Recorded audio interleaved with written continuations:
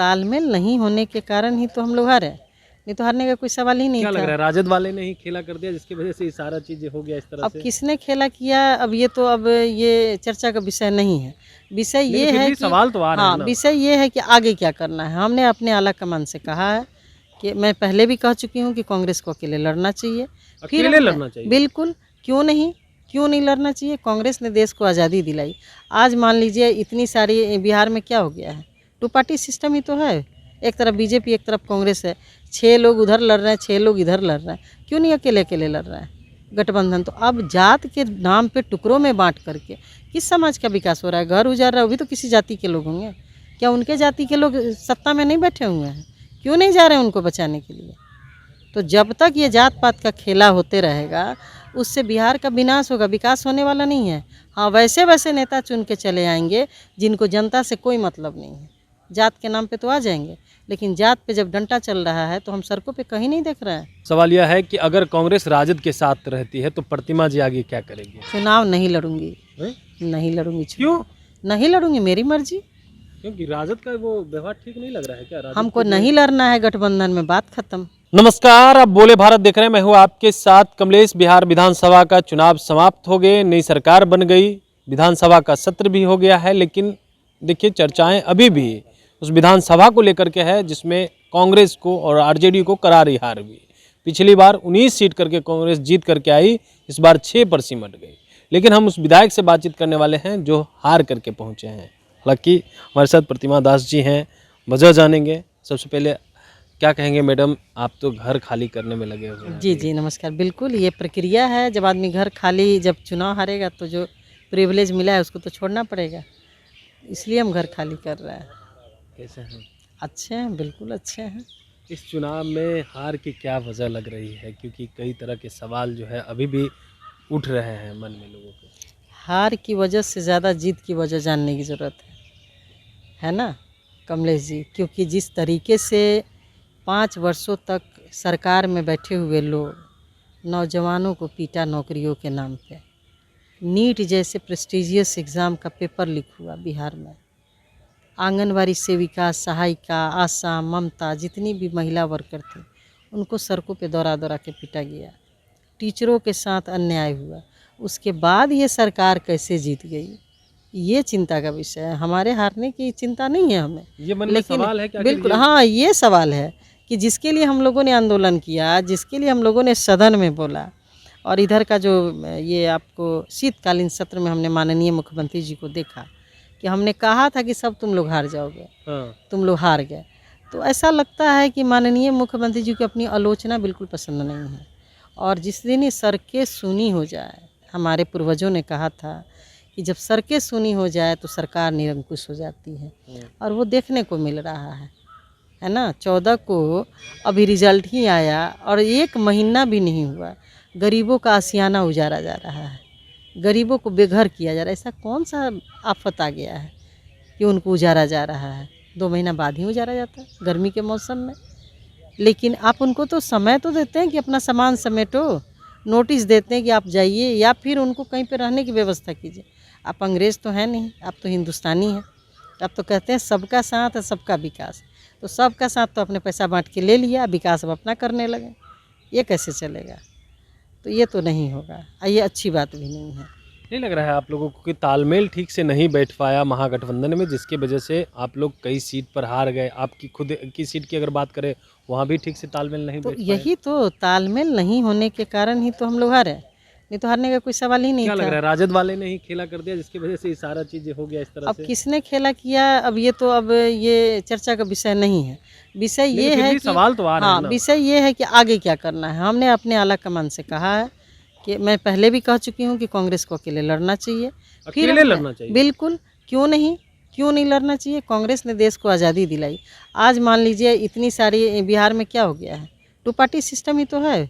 एक तरफ बीजेपी, एक तरफ कांग्रेस है। 6 लोग उधर लड़ रहे हैं, 6 लोग इधर लड़ रहे हैं। क्यों नहीं अकेले अकेले लड़ रहे हैं गठबंधन? तो अब जात के नाम पे टुकड़ों में बांट करके किस समाज का विकास हो रहा है? घर उजाड़ रहा है वो भी तो किसी जाति के लोग होंगे। क्या उनके जाति के लोग सत्ता में नहीं बैठे हुए हैं? क्यों नहीं जा रहे हैं उनको बचाने के लिए? तो जब तक ये जात पात का खेला होते रहेगा उससे बिहार का विनाश होगा, विकास होने वाला नहीं है। हाँ, वैसे वैसे नेता चुन के चले आएंगे जिनको जनता से कोई मतलब नहीं है। जात के नाम पे तो आ जाएंगे, लेकिन जात पे जब डंडा चल रहा है तो हम सड़कों पे कहीं नहीं देख रहे हैं नेताओं को कि मेरे जाति के लोग को उजारा जा रहा है। क्यों उजारा जा रहा है? लेकिन सवाल यह भी है कि आपने कहा कि कांग्रेस राजद के साथ नहीं लड़नी चाहिए, अकेले लड़नी चाहिए। तो अगर राजद के साथ लड़ती तो क्या लग रहा है यही स्थिति कांग्रेस की रहने वाली है? नहीं, स्थिति नहीं रहेगी, क्योंकि देखिए कांग्रेस जो काम करती है ना, कांग्रेस पार्टी वो लोगों को बताती नहीं है, जताती नहीं है। आखिर आज जो 5 किलो अनाज लोग को मिल रहा है, ये कब शुरू हुआ? कोरोना के टाइम में। नहीं, राजद से अलग होने की बात नहीं, हम अकेले आपको बता चुनाव रहे हैं ना, लड़ने की बात हमारी कर रहे हैं। नेता आदरणीय सोनिया जी ने कहा कि आप गरीब जो लोग बेरोजगार हो गए हैं, जो अनाज खरीद नहीं सकते हैं, हमारे भंडार में अनाज भरा, उनका फ्री अनाज दीजिए। लेकिन बीजेपी ने क्या किया? इसको अवसर बना लिया। वो फ्री अनाज बांट ही रहा है फोटो अपना ये वोट लेने के लिए। तो ये लोग आपदा को अवसर बना करके उसे चुनाव जीतते हैं। तो ऐसे देश नहीं चलेगा। देश की स्थिति बद से बदतर होते जा रही है। अभी क्या है, हमने तो पेपर्स में ही पढ़ा था कि प्रतिदिन 63 करोड़ रुपया कर्ज बिहार दे रहा है, कर्ज के सूद के रूप में चुका रहा है। ये किस पे पड़ रहा है? हमारे आपके सबके ऊपर अतिरिक्त भार है। ये तो आप सत्ता पक्ष की तरफ बोल रहे हैं, लेकिन आप लोग में जो गठबंधन रहा उसमें कई खामियां नजर आई, और नहीं लग रहा है कि तेजस्वी यादव को नेता मानना और जिस तरीके से सीट बंटवारा हुआ, इन तमाम चीज़ों को लेकर आप लोग को देखिए, किसी न किसी को तो नेता मानना पड़ेगा। लेकिन जब आप चुनाव लड़ने जा रहे हैं, कोई मैच नहीं था कि सेमीफाइनल एक बार फाइनल होगा। फाइनले मैच में हम लोग गए थे, फाइनल चुनाव लड़ने गए थे, और इतना सारा सरकार के खिलाफ लोगों के पास नाराजगी थी, तो कोऑर्डिनेशन बना के लड़ना था। कोऑर्डिनेशन बन नहीं, हाँ, नहीं बना। और लोग ये सोच रहे, कोऑर्डिनेशन था बिल्कुल कांग्रेस में भी नहीं था। हमने सबको कहा ना कि गठबंधन के लोगों के अंदर कोऑर्डिनेशन का अभाव था, जिसके वजह से सब लोग हारे, बड़े बड़े लोग हारे। अब महबूब साहब जैसे लोग 4 बार के एमएलए हैं, सत्यदेव बाबू जैसे बहुत बड़े बड़े नेता हार गए। हमारे जैसे लोग का तो बात ही छोड़िए, वो तो लोग का था ही कि भाई बहुत लोग थे जो मेरे पीछे 6 महीना से फील्डिंग कर रहे थे कि इनको टिकट काटने के लिए, हरवाने के लिए। नहीं हुआ तो टिकट नहीं कटा तो फिर इन्होंने फ्रेंडली फाइट में आदमी खड़ा कर दिया। उससे भी नहीं हुआ तो चुनाव के एक दिन पहले तक ये लोग दुष्प्रचार करते रहे।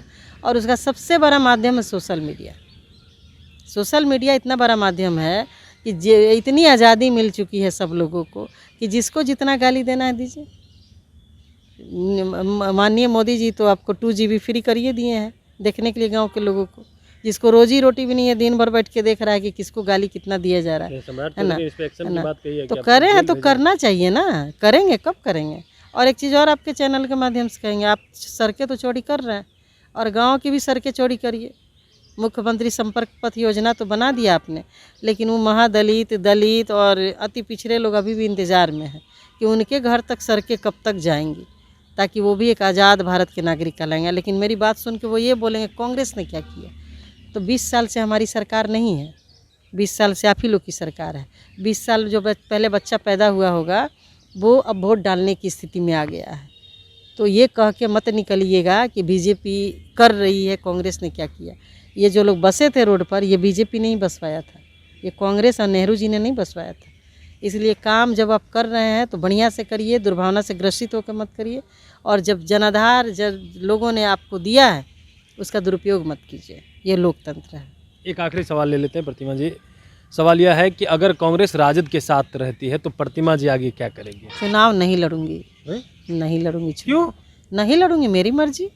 क्योंकि राजद का वो व्यवहार ठीक नहीं लग रहा है क्या? हमको नहीं लड़ना है गठबंधन में, बात खत्म। कोई राजनीति चुनाव लड़के ही किया जा सकता है। सेवा करने के लिए कोई ज़रूरी नहीं विधायक बनना। हम 15 साल से राजनीति में हैं, 20 साल से, 5 साल से एमएलए थे, उसके पहले भी लोगों का काम करते थे, अभी भी कर रहे हैं, अभी भी रोज़ पैरवी करते हैं। तो इसके लिए कोई ज़रूरी नहीं कि विधायक बनेंगे तो ही करेंगे। जनसेवा करें, जनसेवा करें राजद के साथ। हाँ, कांग्रेस अकेले लड़ेगी तो लड़ेंगे, गठबंधन में नहीं लड़ेंगे। चलिए, तो हमारे साथ पूर्व विधायक थी प्रतिमा दास, बड़ी बात कह दी है। कह रहे हैं कि राजद के साथ अगर कांग्रेस रहेगी तो हम चुनाव नहीं लड़ेंगे, मेरा मन, ऐसे ही जनसेवा करेंगे, लेकिन राजद के साथ रह करके हम चुनाव नहीं लड़ सकते हैं। तो आगे देखने वाली बात होती है, क्या कांग्रेस राजद के साथ रहेगी या अकेले होकर के आने वाले दिनों में चुनाव लड़ेगी। बने रहिए बोले बात साथ। बहुत बहुत धन्यवाद।